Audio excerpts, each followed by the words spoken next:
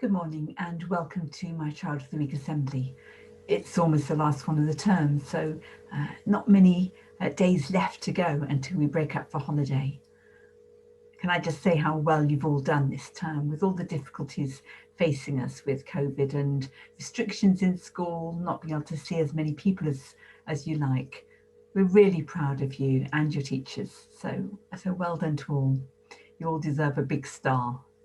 And certainly I hope you have a great celebration at the end of this term. I'm sorry that I can't be with you for it.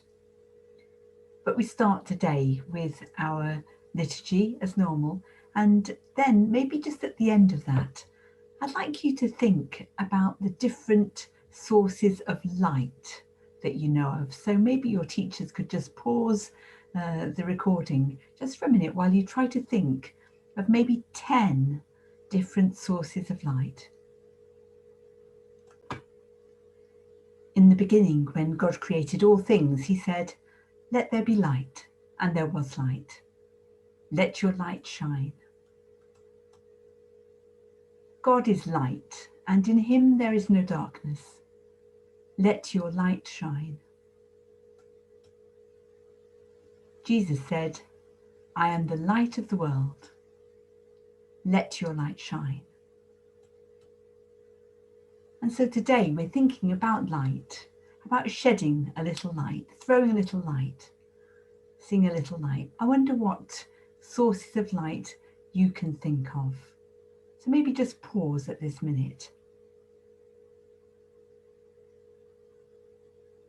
Here it says, "The light shines in the darkness, and the darkness has not overcome it." We're going to think about that particular light as well later on. But in the meantime, these are the sources of light that I thought of. Some of these are natural sources of light, but others are man-made. So we have a torch, a bonfire, a candlelight, a light bulb, lightning, television screen, stars, a glowworm,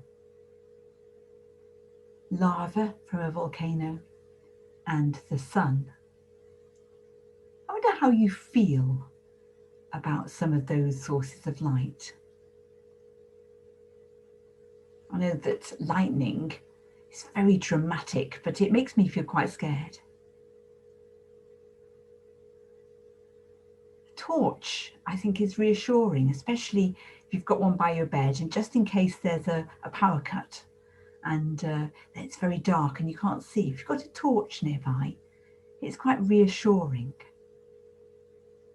Candlelight, I think, is beautiful.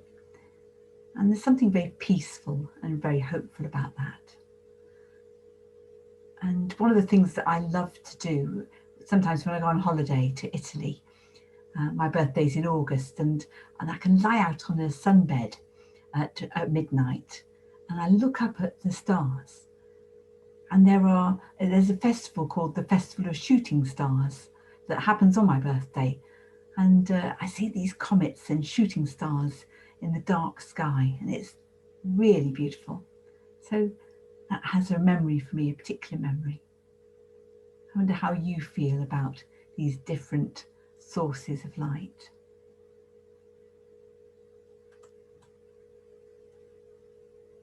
And what's the meaning of light? When we talk about light, it's not just about things that help us to see. I've got some pictures and some quotes here that help us to see light in a different meaning. So here it says, "There's always a light at the end of the tunnel." It's like a sign of hope when maybe things are a bit difficult, maybe when we're going through hard times, and we talk about there being a light at the end of the tunnel. It may be very dark at the moment, but there's this little speck of light that gives us that hope. And sometimes we talk about light in terms of knowledge, in terms of, can you shed a bit of light on this? Can you throw a bit of light on this question that we've got here? Can anybody help us? That's what that means. And this one, it's like that aha moment when the light bulb comes on in your brain And suddenly you think, I get it, I get it. And then there are those who light up the room with their smile and their eyes when they come in. And I know some of you, when you meet your teachers in the morning and you give them that lovely smile, and it just lights up their life and lights up the room. It's a beautiful gift. So thank you for those of you who have that gift of lighting up a room with your smile. At the moment, we're in a time of darkness. We're coming into the winter, and this time there's a number of festivals that are associated with welcoming light back again. There's quite a few of us who look forward to those longer days once spring starts again, but there's these festivals that are connected with light. We just had one recently, which is Diwali, and I know some of you were thinking about that in your lessons. It's about celebrating good over evil, light over darkness. And here we've got these beautiful Diwali lamps. It was just a few weeks ago in November.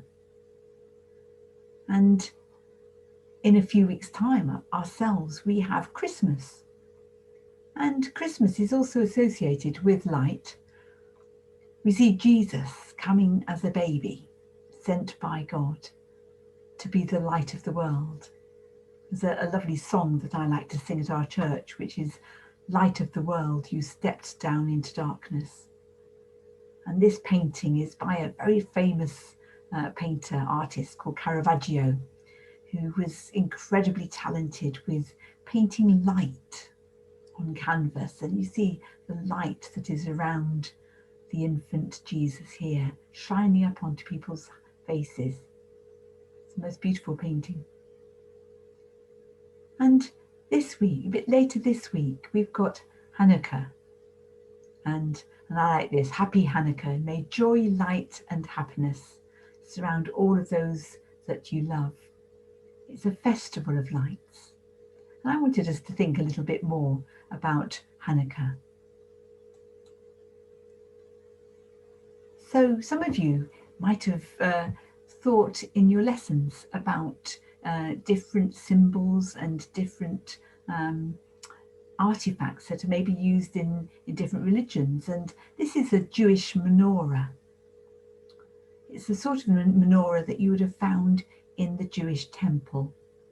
About 3,000 years ago is when it started, with 7 different candlesticks. And these used to be lit not as normal candles, but with oil. And it was the responsibility of the priests in the temple to make sure that the light never went out.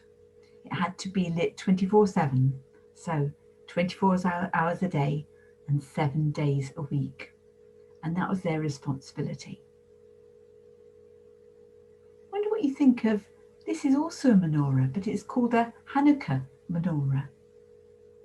Just pause for a minute and tell me what's the difference.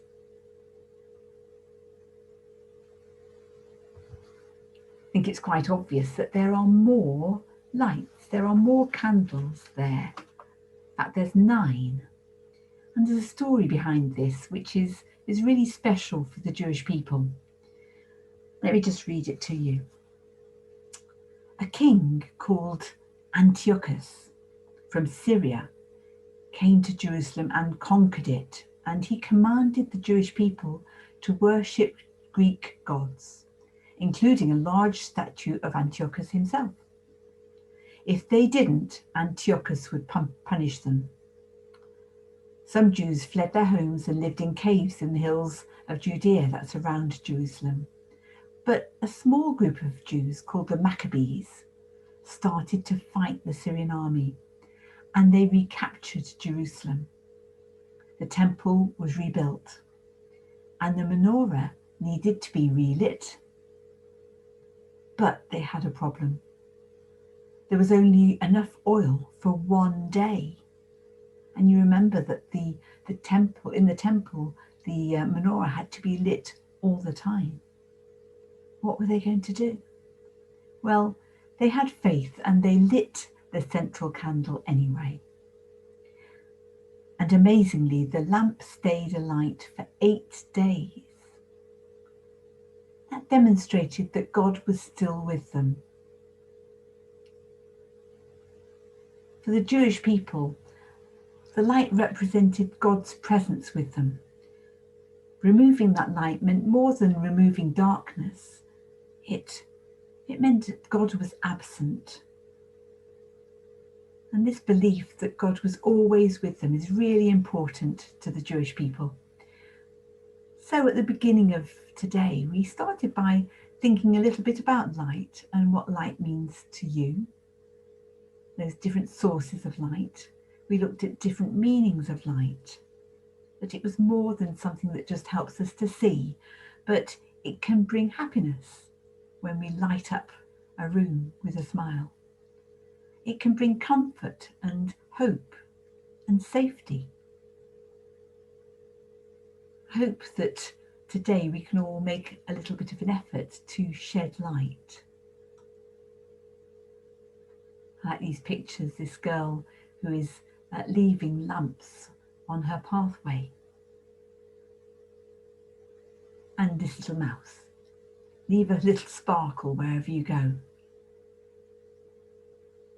And it's interesting that our logo for Winslow is a rainbow that is pure light, that is shed in different colours, is diffracted in different colours.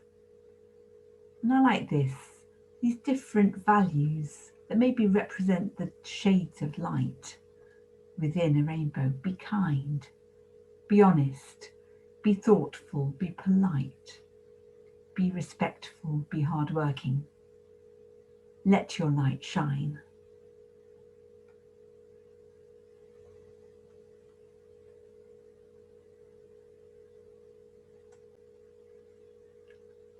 As we think of those words, let your light shine, let's bow our heads and just pray together.